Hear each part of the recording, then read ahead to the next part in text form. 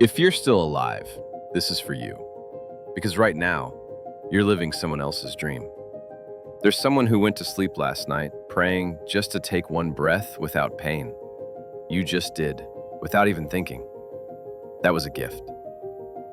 Body. You can hear these words. Someone else only hears silence. You can see the sky, the colors, the faces. Someone would give anything just to see again. You touched your phone, held a cup, opened a door. Someone lost their hands this year. You taste food daily while millions sleep hungry. You wear clothes stitched by hands you'll never meet. You live in homes built by people you'll never think. We wake up asking, why isn't life better? But we forget. We're already walking miracles.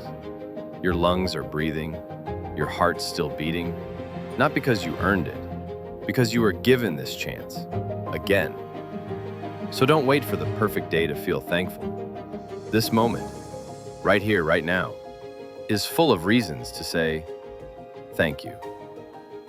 Because whether or not your dreams came true, you are someone else's answered prayer.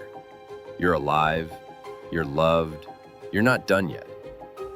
Breathe in, look up, and remember, gratitude is the beginning of everything.